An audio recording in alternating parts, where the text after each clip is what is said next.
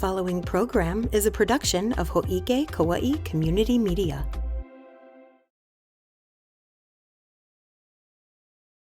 Aloha Kauai, I'm Tricia Allen, honored by our visitor today, Sienna Agudong. She is Nani in the live-action remake of Lilo and Stitch, but you may have seen her in other movies like At Her Feet. She was also in a Netflix series On My Block and a bunch of other stuff that I can't remember off the top of my head.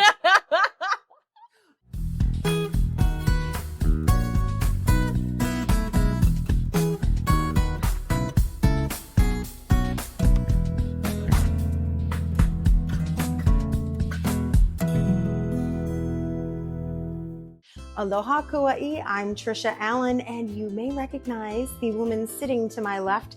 She's been in a few things on TV, most recently the live-action remake of Lilo and Stitch. I present to you Sienna Agudong.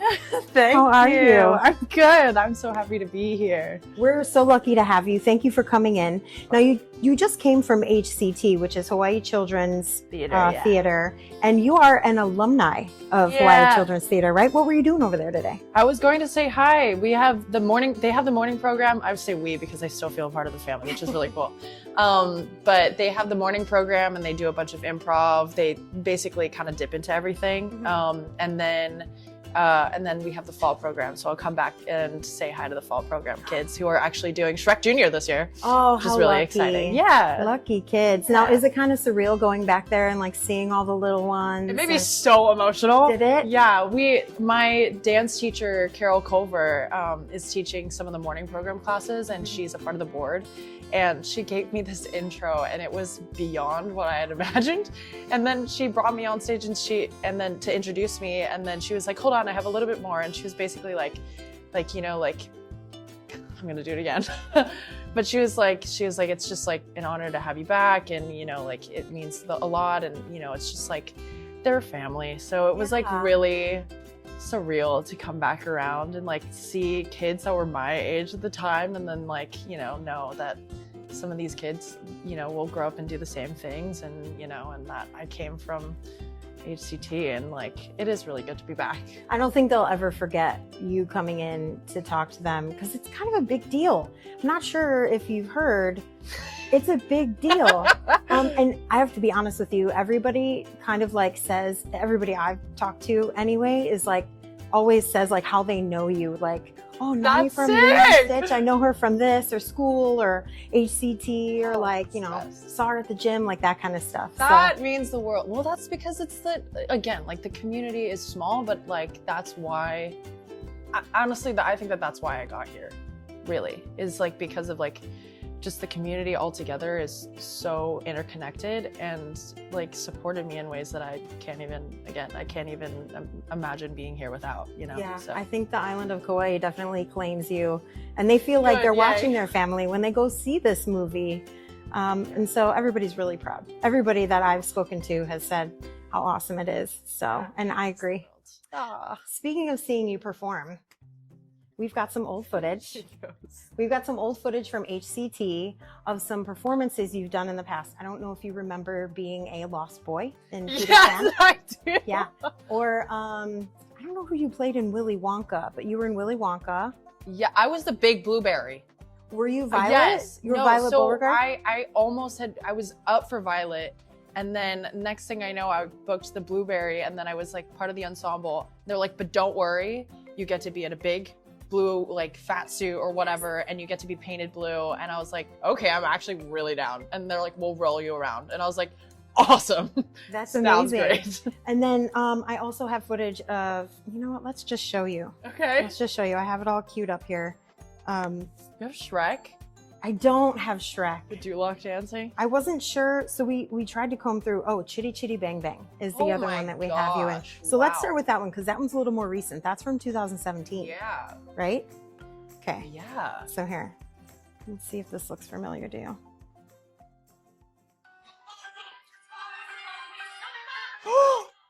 I forgot wearing this.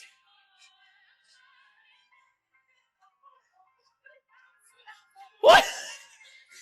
Oh, keep watching. It gets better.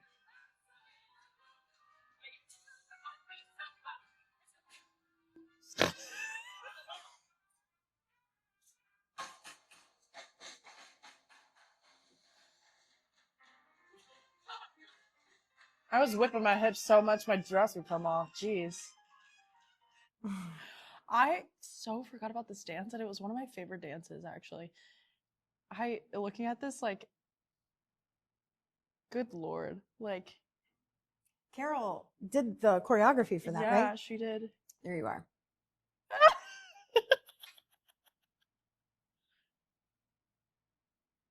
Oh my gosh. Does it bring back memories? It does. I'm like equally proud and equally cringing right now. I'm like, this is crazy. I'm also like, girl, my dance part of me is like, okay, constructive criticism. We need to like get a lot more strict on those hips. Like we gotta like, you know, notes. Yes, of course. I think maybe that's the creative. I don't know, man. Wow, those costumes were great. They really are. It was well done. Fall productions are incredible. They are awesome. They're so underrated. T does an amazing job on their fall performances. I totally agree. Here is Willy and Wonka. After Dark and everything. Oh, After Dark is so much fun.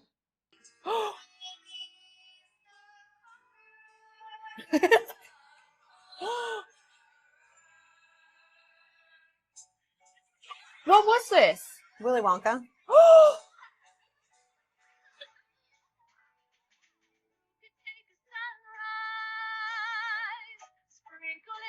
I'm getting chills, Are you? dude. Yeah.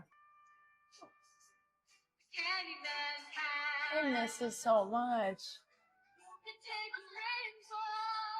I miss everybody too. We had a really cool group.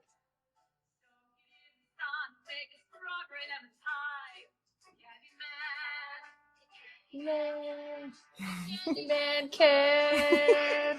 What the heck? And I think Peter Pan was one of my favorites. Oh, speaking of Peter Pan. Oh my gosh.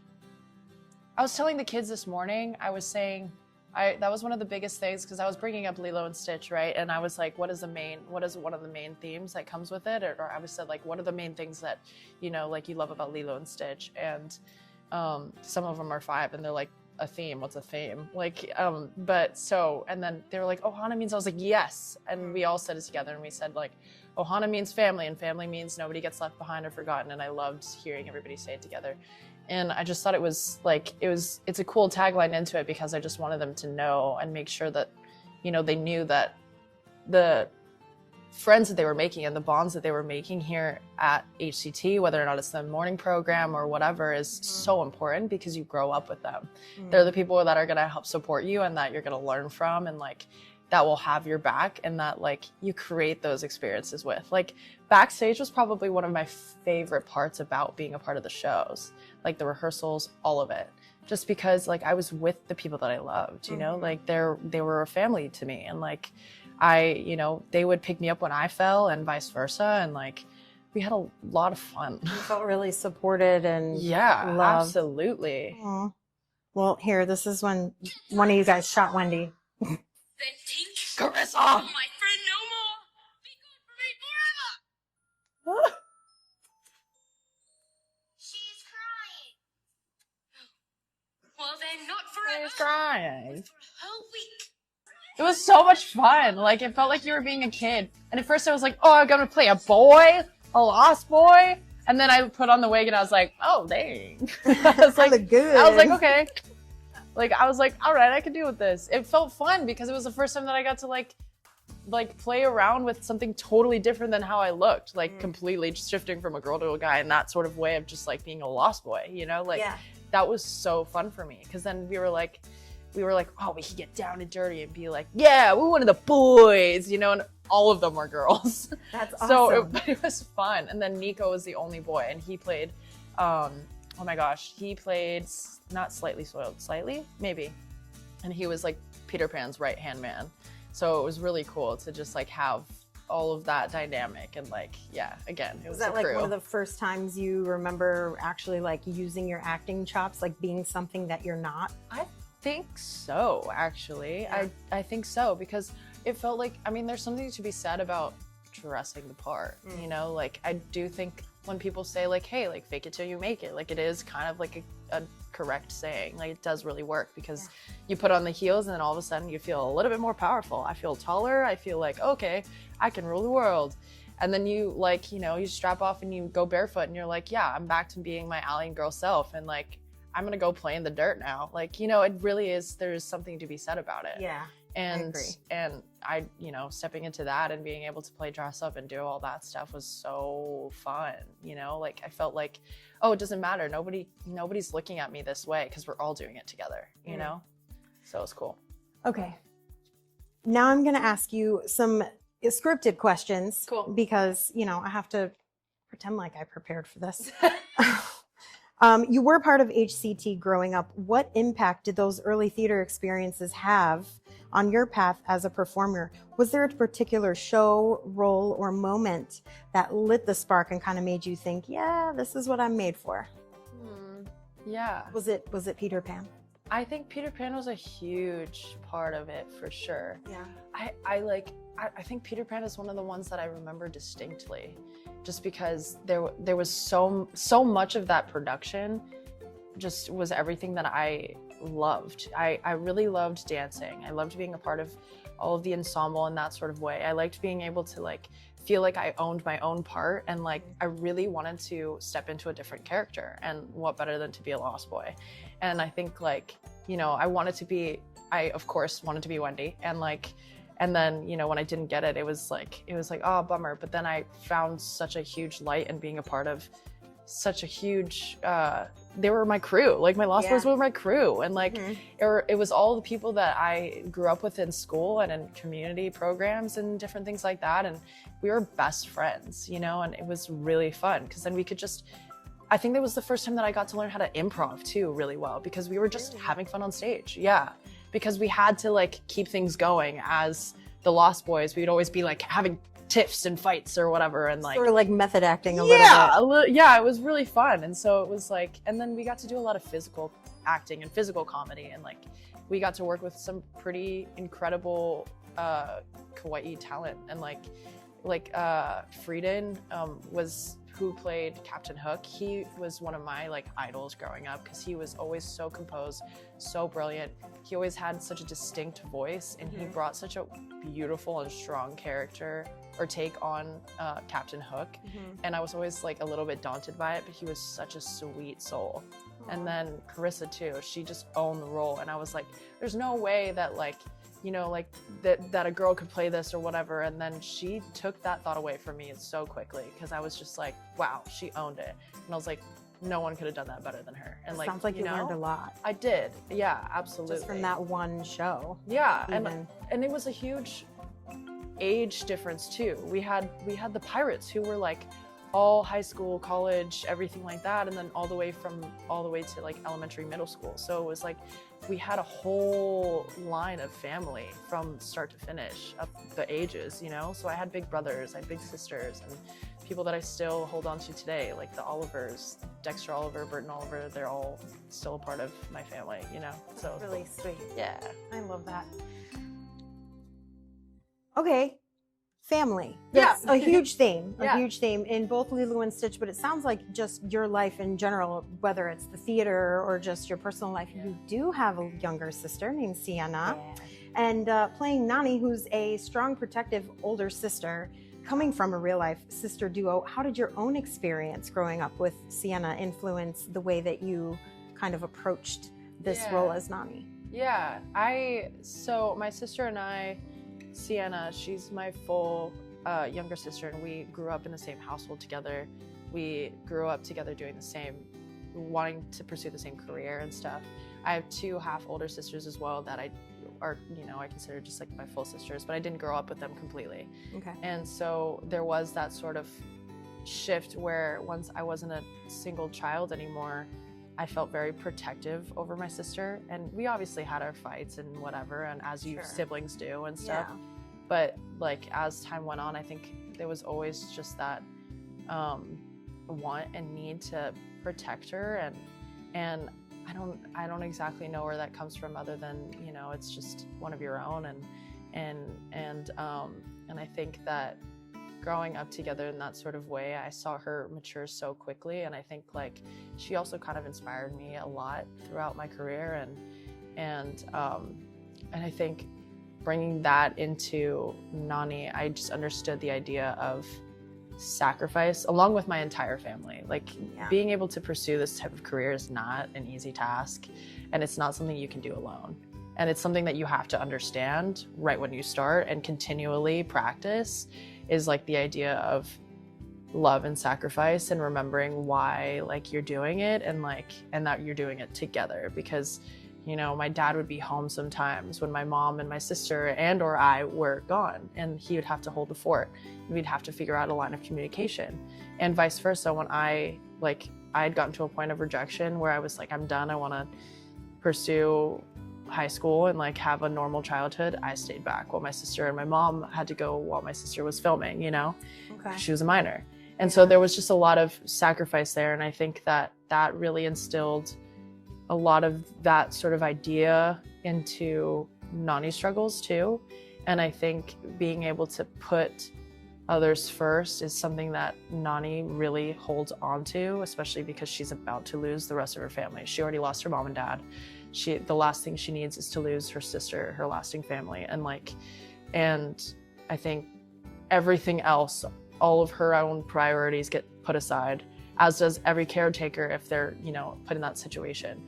Mom sacrificed a lot. And I think that I really took on to my mom too, and to get a lot of that as well. And I was inspired by her stuff in that sort of way. And it made me have a lot more of an understanding. I also just had to come back to my roots, really. Yeah. And like remember what it was like to like be an island kid again. Yeah. You know, so, and that was wonderful. It's got to feel nice to be able to, you know, just be near home. And I saw an interview that you did where you talked about like being able to take a 20-minute flight home after work is such an amazing thing. Blessing. Yeah. Like yeah, for sure. I was stoked. It's like, if I need a breath of fresh air, I mean, let me say that being on the set that I was in, complete blessing. Couldn't have asked for something more perfect and more full circle, because I was able to not only be surrounded by the same type of community that I was raised in, but I got to expand it as well. And amongst like TV and film, which I didn't know was possible, because at the time there wasn't a lot on Kauai. And now we're finally building, and it's amazing because people are seeing it and people are supporting it. Yeah. And I think that, you know, it was really cool to be able to feel like I was at home, and we were building our own family on set too and off set. And then on the plus side, being able to go home if I really needed Kauai and I wanted my family and stuff like that, I could just take a 20-minute plane ride, go for the weekend, and come back, and I didn't feel like I was going to miss anything. Right. You know, so it was great. All of the projects that you've been involved in, besides Lilo and Stitch, you've been in a project like At Her Feet, which was shot at the Hawaii Volcanoes National Park. Yeah. Both of these movies are rooted in Hawaiian culture. So according to you, what are some must-haves for a story to genuinely represent Hawaii in your eyes? Not just visually, but, you know, emotionally and spiritually too. Yeah, totally. Absolutely.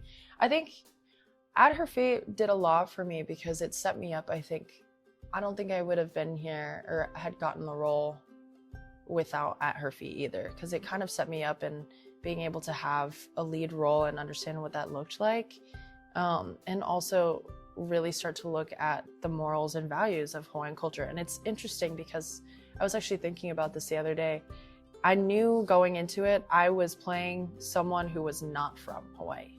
Okay. And she had a huge love and fascination and deeply rooted connection she didn't exactly understand to Hawaii. So it was like, one, I had to kind of dive deep into that, but I also had to take in what I knew as Sydney and what morals and values I knew as, again, we're talking about community, we're talking about family, we're talking about like the spiritual essence and energy that is Hawaiian nature, and just all of the mythologies and history behind everything that's so like culturally deeply rooted in the community. And I had to also look at it from an outside perspective, who was looking at it from someone who's from California, you know? Okay. So it's like, there was a huge different expansion, I think, with that sort of thing. And I think a lot of what I gravitated toward was, we were filming in National the volcanic national park. So, which is pretty incredible. Also very spiritual. Yeah. Like, Yeah. you felt the energy. And like, I'm going from Kaua'i, which is like old energy, deeply rooted, knows where it's at. It's like the wise kupunas, and It's like a calmer. yeah, it is, but it's so sturdy, and like it is not going to change. Like if you're not meant to be here, gone, you're done. Like, you know, but then at the same time, Hawaii's like, the energy is new and fresh, and it's almost like it feels not feisty, I guess I would say, but like curious. And it's like, okay, I'm gonna play with you on this and see who you are, what you're like, or whatever, as opposed to, it's like the younger energy versus the older energy is like set in place. The younger energy is like, let's figure out what's going on here, which you felt between all of the island chains. And like, and I think that was something really cool to kind of relearn the respect going through. And I had a co-star who was incredible. His name is Vene-chan, and he was a kupuna, and he would teach us a lot throughout. We had a Hawaiian consultant like throughout the entire thing, but we also had him. So we would come home and we were all staying in a group house, and we would almost like do like blessings and prayers, and then we'd sing Hawaiian songs, and he'd play ukulele, and then he would teach my co-star Noah, who had no connection to Hawaii whatsoever, but was fascinated by it. He'd teach him the foundations of how to respect. Take off your shoes when you're walking to the house. So it's like we did a blessing, we sang it out loud, and then we were able to walk through like the park, you know what I mean?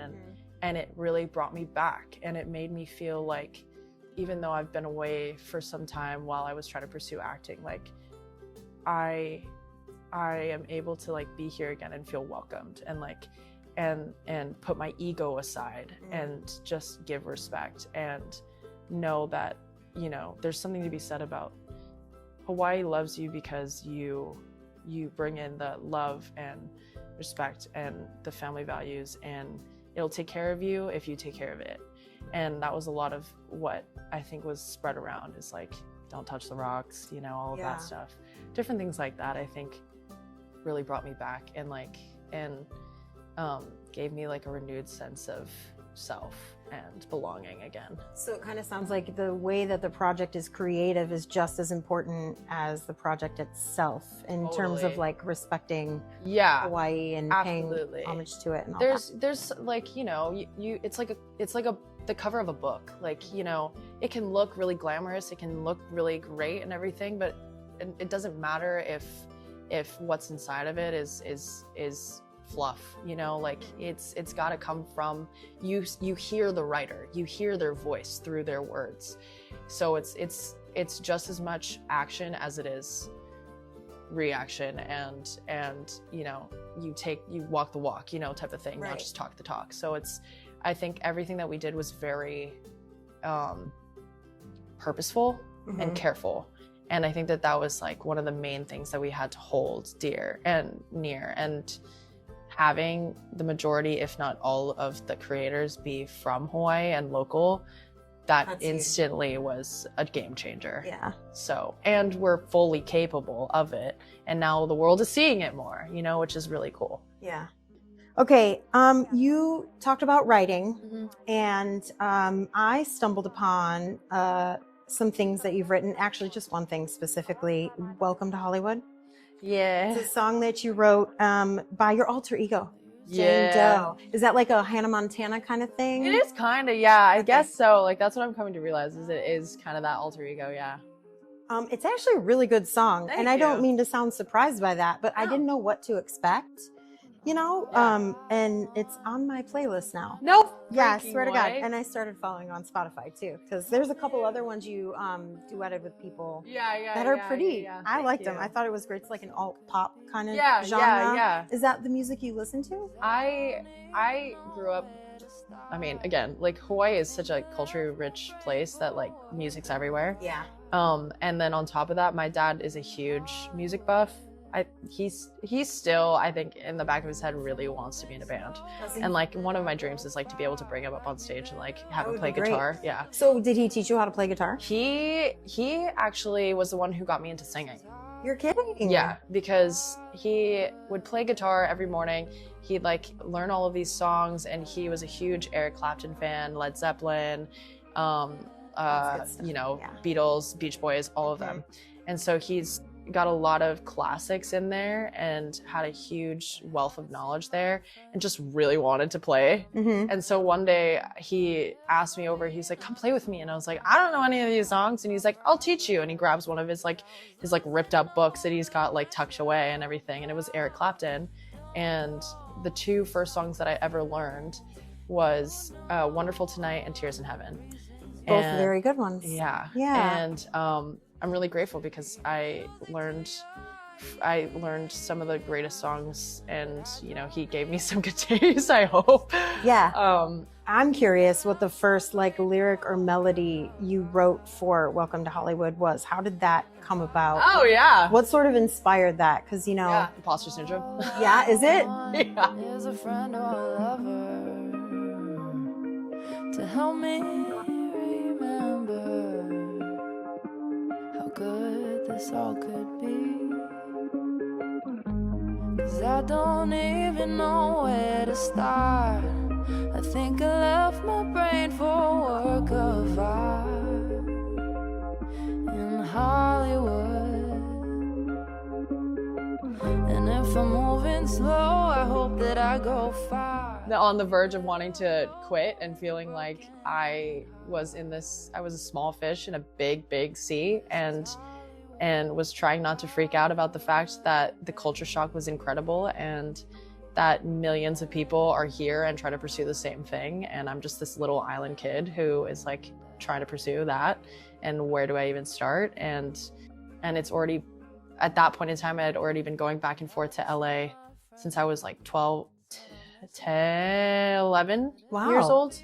Yeah. And then I stopped and kind of quit when I got into high school, because it was just, we didn't have online learning. Like we didn't have really like homeschool that way or dual stuff. So I was in a advanced math class, and then I would be taking my textbooks and then trying to like email my teachers and be like, do you know what the next segment is? And can you send me the test? And da-da-da-da-da. And then we'd sit like with my sister in the hotel room for 6 hours. We weren't like messing around or anything. When we weren't in workshops and intensives and auditions and stuff, we'd go there, and like sometimes we didn't even have an audition yet. We just had a span of time that we were able to afford, and then we'd try to make it make sense and like would cross our fingers for an in-person audition. It's like a whole nother level of angst to like add add up on and top. wait. Yeah. It really is. And like so it doesn't really help the whole imposter syndrome thing, or like the idea of feeling like I don't know where I belong, or I don't know, whatever. But it's almost, it makes sense now. I get it now.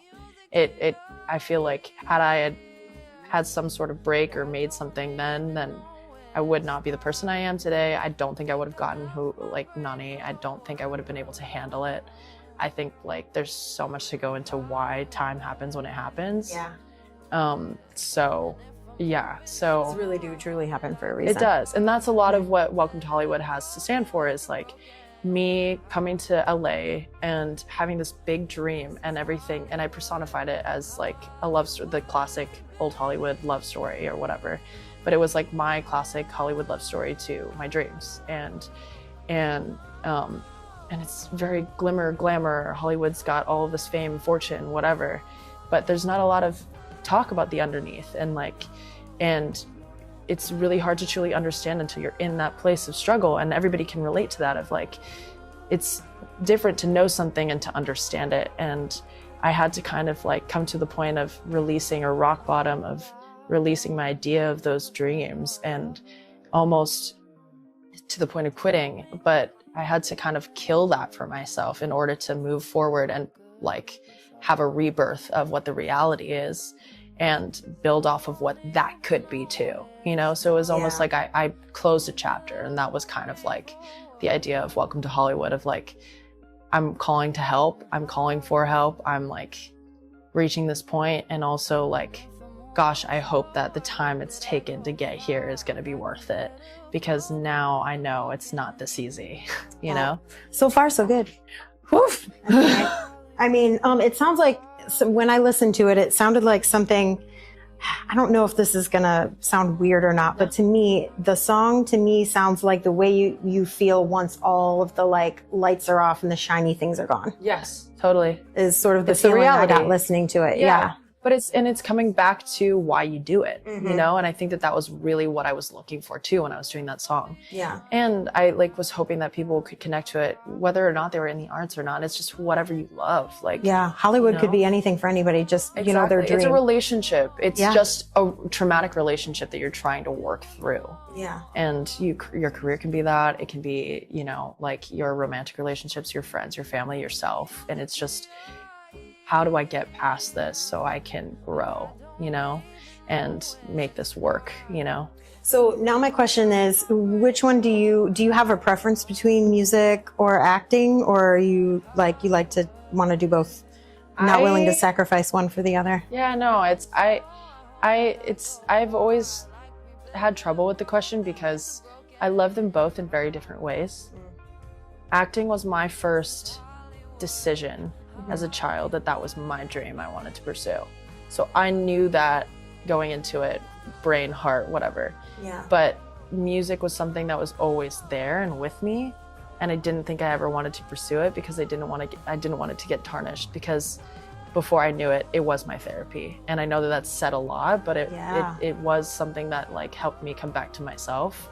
And when I did try to pursue it, I wrote the song for a reason, you know, like I was starting to lose that, and it was scary for me because I didn't know where else to go, you know, and I think that song also helped me come back to myself in that sort of way, and that's why I do it. And I think that it's something that was always a part of me, and that's a part of my heart and my soul, and I think that that's the expression, and or that's like my inner truths coming out, whereas acting is the thing that I choose, if that makes sense. The music's a little more personal and therapeutic for you, maybe? I like that it's unpredictable for me, in a way, if that makes sense. Yeah. You know, like I'm slowly getting back to it, I guess, with that question. Like I had to take a break from it for a while just because I was losing sight of why exactly I was doing it. And I was listening to a lot of outside voices, and I lost my own, and I stopped singing, you know, like, and I know that when I'm not singing in the car and singing in the shower, then something's wrong, you know? Yeah. And or playing with my dad, I didn't get to do that for a while because I was gone.